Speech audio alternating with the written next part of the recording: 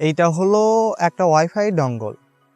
আমাদের চ্যানেলে এখন পর্যন্ত কোনো প্রকার ওয়াইফাই ডঙ্গলের ভিডিও তৈরি করিনি, কারণ হলো আমাদের ওয়াইফাই ডঙ্গলের রিভিউ করার প্রয়োজন হয় নাই এবং আমাদেরও প্রয়োজন হয় নাই ব্যবহারের এক্সপিরিয়েন্স করার জন্য।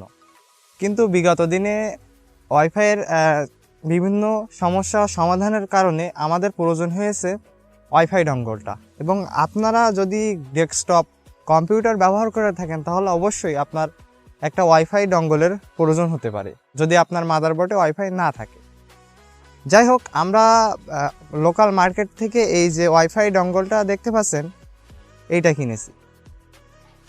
দাম নিয়েছে খুবই অল্প টাকা, যেটা এই প্রোডাক্টের কেনার লিঙ্ক আপনারা ভিডিও ডেসক্রিপশন বক্সে পাবেন। তবে এর একটু এক্সপিরিয়েন্স আমি আপনাদের সাথে শেয়ার করতে চাই। সেটা হলো আমরা এই 300-350 টাকার মধ্যে এই ওয়াইফাই ডঙ্গলটা আপনারা লোকাল মার্কেটে পেয়ে যাবেন এবং এর থেকে কম বেশি দাম আপনাদের কাছ থেকে নিতে পারে। যদি অনলাইন থেকে অর্ডার করতে চান তাহলে ডেসক্রিপশন বক্স চেক করবেন।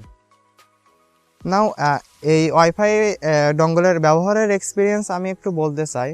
আমরা এই ওয়াইফাই ডঙ্গলটা ব্যবহার করার সময় সর্বোচ্চ আমরা এখানে 100 Mbps পর্যন্ত মানে স্পিড পেয়েছি আমাদের রাউটার থেকে।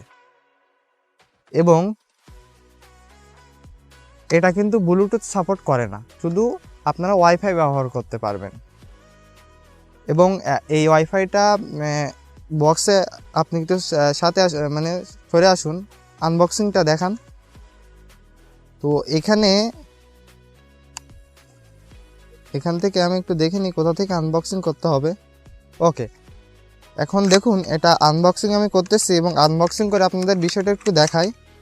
যখন আনবক্সিং করবেন তখন এইভাবে আপনারা ওয়াইফাই ডঙ্গলটা পেয়ে যাবেন। এবং ছোট এই যে দেখতে পাচ্ছেন এই ডিভাইসটা, এইটা হলো ওয়াইফাই ডঙ্গল। মূলত একে বলা হয় ওয়াইফাই ডঙ্গল।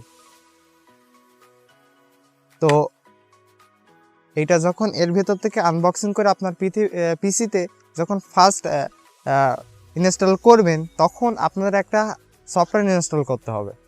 সফটওয়্যারটা এই ডঙ্গলের ভিতরে ডিফল্টভাবে দেওয়া থাকবে, ওইখান থেকে আপনারা শুধু এটা ইনস্টল করে নেবেন।